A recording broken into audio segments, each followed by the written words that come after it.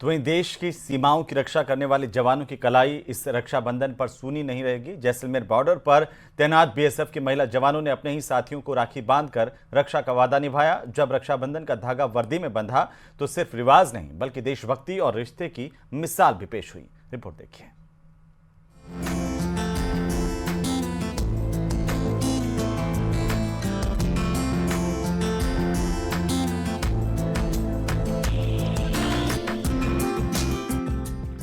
देश की सीमाओं की सुरक्षा में तैनात हमारे जवान न सिर्फ दुश्मनों से हमारी रक्षा करते हैं बल्कि देश की परंपराओं और भावनाओं को भी उतनी ही गरिमा से निभाते हैं। जैसलमेर के भारत पाकिस्तान सीमा पर रक्षाबंधन का त्योहार इस बार कुछ अलग और बेहद खास रहा। सीमा सुरक्षा बल की महिला जवानों ने अपने साथी पुरुष जवानों को राखी बांधकर भाई बहन के रिश्ते को निभाया और देशभक्ति के इस बंधन को और भी पवित्र बना दिया। नॉर्मली जब हम घर में राखी सेलिब्रेट करते थे तो वो एक फंक्शन की तरह होता था, लेकिन इस बार बॉर्डर की सुरक्षा के साथ साथ अपने त्योहार अपने भाई बहनों के साथ सेलिब्रेट कर रहे हैं। ये जानकर अच्छा भी लगा और इस बार खुशी भी हुई हमें। हम यहाँ पर अपनी अलग ड्यूटी कर रहे हैं। आप अपने त्योहार सारे त्योहार अपनी फैमिली के साथ आराम से खुशियों के साथ मनाएं। अच्छा लग रहा है इधर राखी बांध रहे हैं, लेकिन घर की याद तो आ रही है, लेकिन घर नहीं जा सके, इधर ही हम सेलिब्रेट कर रहे हैं। अच्छा लग रहा है। बीएसएफ की महिला जवानों ने अपने साथी पुरुष जवानों को राखी बांधकर त्योहार की गरिमा को चार चांद लगा दिए। इस रक्षाबंधन पर कोई घर से दूर था तो कोई बच्चों से, लेकिन जब वर्दी में सजी बहन ने रक्षा का धागा बांधा तो हर आंख नम हो गई और हर दिल गर्व से भर उठा। हम लोग पॉसिबल तो नहीं है कि हर फेस्टिवल घर पे जाके सेलिब्रेट कर सकें, तो ये बीएसएफ जो है ये भी हमारा एक परिवार की तरह ही है। तो आज हम लोग ये यहाँ पर सब इसलिए एकत्रित हुए हैं कि रक्षाबंधन का त्योहार जो है मनाया जा सके और भाई बहन मिलकर ये प्रण लेते हैं कि जब भी बहन को मेरी जरूरत होगी तो मैं इसकी रक्षा करूंगा। यहाँ जो जितने भी बीएसएफ के जवान हैं ये सभी मेरे भाई जैसे ही हैं। राखी बांधने के साथ साथ जवानों को मिठाई भी खिलाई गई और एक दूसरे को रक्षा का वादा किया गया। इस दौरान जवानों की आंखों में आंसू और गर्व खुशी साफ तौर पर नजर आई। उन्होंने बताया कि रक्षाबंधन पर परिवार से दूर रहना आसान नहीं होता, लेकिन जब उनकी साथी महिला जवान उन्हें राखी बांधती है तो वो भावनात्मक जुड़ाव उन्हें अपने परिवार के करीब ला देता है। हम हर साल तो पहुंच नहीं पाते हैं घर पे रक्षाबंधन के दिन, लेकिन आज ये भी हमारा परिवार है। हम एक साल के दिन में 9 महीने तो यहीं पर रहते हैं, इसलिए हमारा परिवार है। और हमारे साथ जो बहनें हैं सभी लोगों ने राखी बांधी और हमें भी अच्छा फील हुआ, अच्छा लगा। जवानों ने ये भी बताया कि इस तरह के आयोजन से न सिर्फ मनोबल बढ़ता है बल्कि त्योहारों की भावनात्मक कमी भी पूरी हो जाती है। ये आयोजन ये भी दर्शाता है कि सीमा पर तैनात जवान सिर्फ देश की रक्षा नहीं कर रहे, वे संस्कृति, परंपरा और भाईचारे का प्रतीक भी बनते जा रहे हैं। हम लोग यहाँ पर बॉर्डर के ऊपर पूरे वर्ष ड्यूटी करते हैं। हमारे जवानों के लिए ये संभव नहीं हो पाता कि वो हर त्योहार अपने घर पे मना पाएं, और यहाँ पर बॉर्डर पर रहते हुए हम लोग इन त्योहारों को बहुत अच्छी तरीके से और हर्षोल्लास के साथ मनाते हैं, ताकि हमारे जवानों को ये ना फील हो कि वो घर से दूर हैं। और बीएसएफ अपने आप में एक परिवार है। यहाँ पर हम लोग एक दूसरे के साथ में खुशियाँ साझा करते हैं और साथ साथ रहते हैं। त्योहार सिर्फ घर में नहीं सरहद पर भी मनते हैं, और वहाँ जब कलाई पर राखी बंधती है तो सिर्फ धागा नहीं होता बल्कि देशभक्ति, प्रेम और सम्मान का सबसे मजबूत रिश्ता बन जाता है। न्यूज़ 18 के लिए जैसलमेर से सावलदान की रिपोर्ट। तो वहीं राजधानी जयपुर में निःशुल्क मेडिकल चेकअप कैंप का आयोजन किया गया और इस कैंप में बड़ी संख्या में स्थानीय लोगों ने हिस्सा लिया। ये शिविर ML spine and orthopaedic centre hospital के सहयोग से आयोजित किया गया। कैंप में ब्लड शुगर, सीबीसी, ईसीजी समेत अन्य स्वास्थ्य जांचें निःशुल्क की गईं। इस मौके पर मुख्य अतिथि के तौर पर राजस्थान स्टेट सोशल बोर्ड के सचिव एसएल पहाड़िया और एडवोकेट संदीप लोहाड़िया शामिल हुए। उन्होंने शिविर की सराहना की, कहा कि इस प्रकार के आयोजनों से समाज के जरूरतमंद तबकों को समय पर स्वास्थ्य जांच और परामर्श की सुविधा मिलती है, जिससे गंभीर बीमारियों की समय पर पहचान संभव होती है। उधर बीजेपी प्रदेशाध्यक्ष मदन राठौड़ ने बड़ा बयान देते हुए कहा कि कई मंत्रियों को संगठन में लेने की सोच रहे हैं। मदन राठौड़ ने कहा कि संगठन ही सत्ता बनाता है, संगठन सर्वोपरि है। मदन राठौड़ के इस बयान को आगामी मंत्रिमंडल में फेरबदल के तौर पर देखा जा रहा है। क्या कुछ कहा, जरा सुनिए। तो कई मंत्रियों को भी संगठन में लेने की सोच रहे हैं, तो ले सकते हैं, इसमें क्या है। हमारे यहाँ से भी कहीं जा सकते हैं, कहीं उधर से भी हम ले सकते हैं। ये तो हमारे संगठन सर्वोपरि है, संगठन सत्ता बनाता है, इसलिए सत्ता में किसकी जरूरत होगी तो उसको सत्ता में भेजेंगे। हमारे यहाँ तो सिपाही है, हमारा कार्यकर्ता तो सिपाही है, कहीं भी भेजो वहाँ काम करेगा। सिपाही को किस मोर्चे पे भेजना है ये तो संगठन तय करेगा ना, किस मोर्चे पर वो फिट होता है ये तो संगठन तय करेगा। तो वहीं राजस्थान के अलग अलग जिलों से इस वक्त शिक्षा व्यवस्था पर सवाल उठते दिख रहे हैं। कहीं शिक्षकों की कमी है तो कहीं प्रिंसिपल का तबादला विवाद की वजह बन गया है। अलग अलग 3 जिलों की तस्वीरें हम आपको दिखाएंगे, रिपोर्ट देखिए।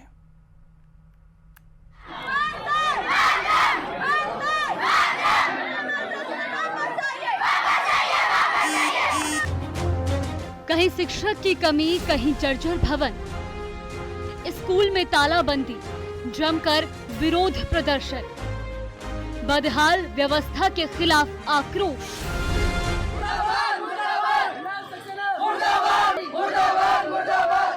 राजस्थान के कई जिलों से एक जैसी तस्वीरें और एक जैसा दर्द सामने आया है।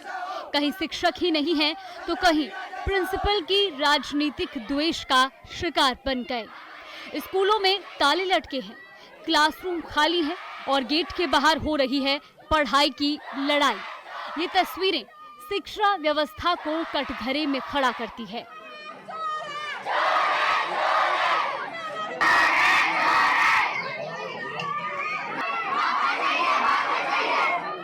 ये तस्वीरें हैं करौली के सपोटरा की, जहां प्रिंसिपल संतराम मीणा को एपीओ किए जाने पर इनायत स्कूल के छात्र भड़क उठे। राजनीतिक द्वेष का आरोप लगाते हुए छात्रों ने स्कूल पर ताला जड़ दिया और विरोध में नारेबाजी की। मामले की सूचना उच्च अधिकारियों को भी दी गई है।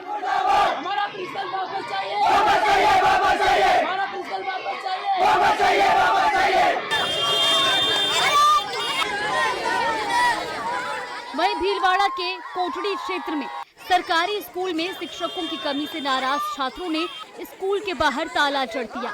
ना कोई गणित पढ़ाने वाला, ना विज्ञान समझाने वाला।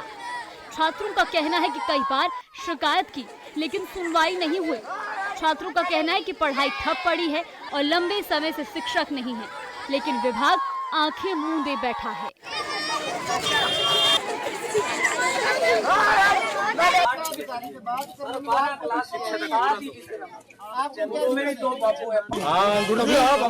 हनुमानगढ़ के राठीखेड़ा गांव में भी स्कूल के हालात ठीक नहीं। ग्रामीणों ने स्कूल में तालाबंदी कर धरना शुरू कर दिया है। आरोप है कि स्कूल में पढ़ाई का स्तर बेहद खराब है। 10वीं में 10 में से सिर्फ 4 छात्र ही पास हो सके। ग्रामीणों ने प्रधानाचार्य समेत 2 शिक्षकों के तबादले की मांग की है। अब शिक्षा अधिकारी और टिब्बी पुलिस मौके पर समझाइश में जुटी है।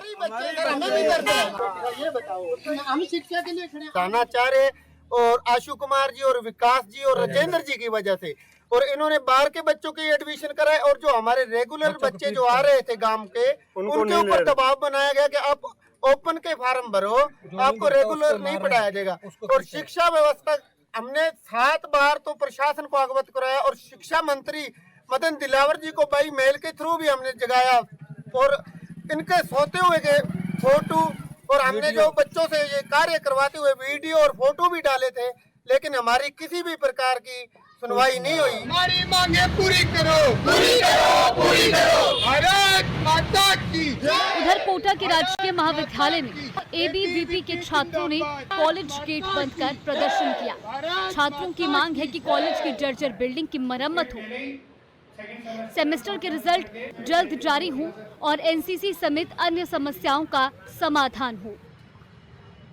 विद्यार्थी परिषद का प्रदर्शन है। हमारी मुख्य मांग है कॉलेज की मरम्मत की जाए। विद्यार्थियों का कुछ ही समय बाद यह हालत होने वाली है कि इनके लग जाएगी। तो आज हम विद्यार्थियों के ऊपर पट्टी बांधकर प्रदर्शन करेंगे। हमारी दूसरी मांग है प्रथम सेमेस्टर एवं तृतीय सेमेस्टर का रिजल्ट जल्द घोषित हो एवं महाविद्यालय में एनसीसी भी नहीं है, एनसीसी भी नियमित की जाए और महाविद्यालय में शौचालय की हालत ऐसी हो रखी है कि कोई वहाँ पर जा नहीं सकता। वहाँ पे ना तो नल है ना कोई अच्छी व्यवस्था है, कुछ भी व्यवस्था नहीं है, सारी व्यवस्था बिगाड़ रखी है। स्कूलों और कॉलेजों में ताले जड़ना कोई समाधान नहीं, लेकिन ये विरोध बताता है कि कहीं ना कहीं सिस्टम चूक कर रहा है और सबसे ज्यादा छात्र नुकसान भुगत रहे हैं। Bureau report, news 18 Rajasthan.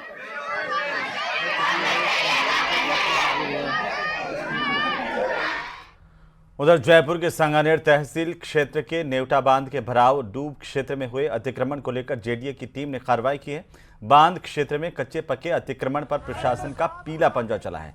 Team ने जेसीबी की सहायता से अतिक्रमण ध्वस्त कर दिया। प्रशासन की कार्रवाई से अतिक्रमियों में हड़कंप मच गया। जानकारी के मुताबिक बांध क्षेत्र में अतिक्रमियों ने कच्चे पक्के निर्माण कर अतिक्रमण कर रखे थे। साथ ही कई लोगों ने रंगाई छपाई की फैक्ट्रियां यहां पर बना रखी हैं।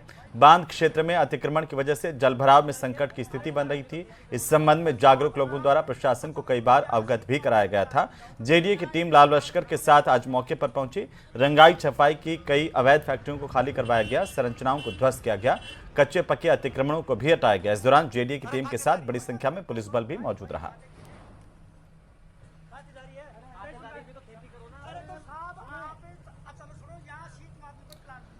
तो वहीं अमेरिकी सरकार ने अब भारत पर 25% अतिरिक्त टैरिफ लगा दिया, यानी ये बढ़कर 50% हो जाएगा। जयपुर से जेम्स एंड ज्वेलरी, रेडीमेड कपड़ा, हैंडीक्राफ्ट, फर्नीचर उद्योग पर इसका असर पड़ेगा। लेकिन प्रदेश के बड़े व्यापारिक संघों से जुड़े उद्योगपति कहते हैं कि नई चुनौतियां आती हैं तो नए अवसर भी खोलते हैं। ये रिपोर्ट देखिए।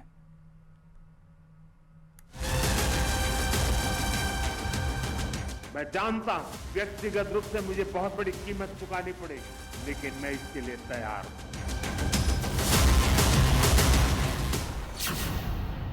ट्रंप टैरिफ की राजस्थान पर सबसे ज्यादा मार, संकट में 5 लाख लोगों का रोजगार।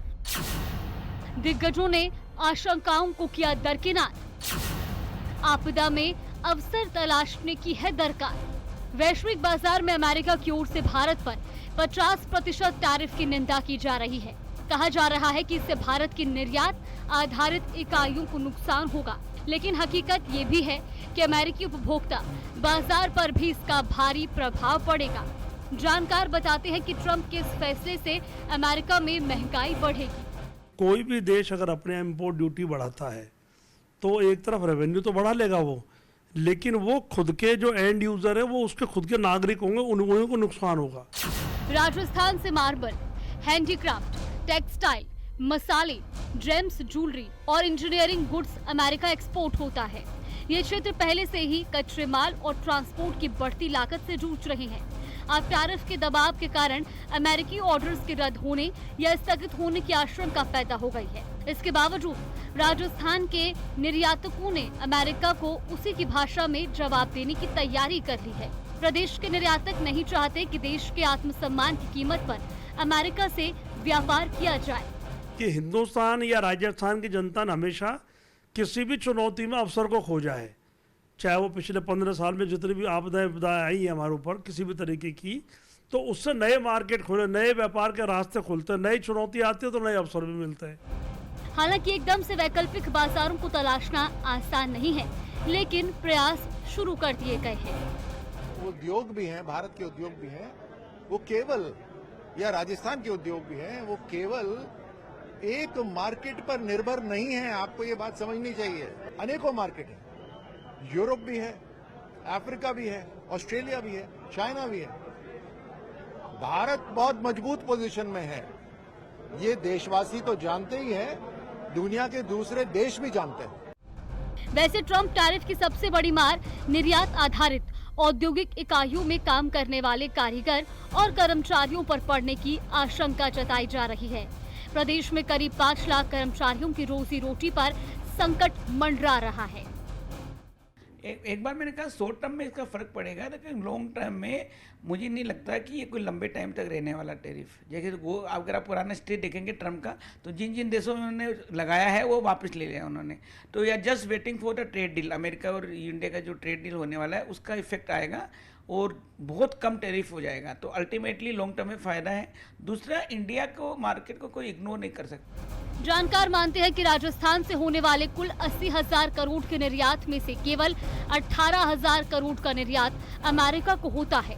ऐसे में यदि प्रयास किया जाए तो साल भर के अंदर ही इसकी भरपाई दूसरे देशों से की जा सकती है। इस दौरान सरकार को निर्यातक और मैन्युफैक्चरर्स का साथ देना होगा। Bureau report, news 18 Rajasthan.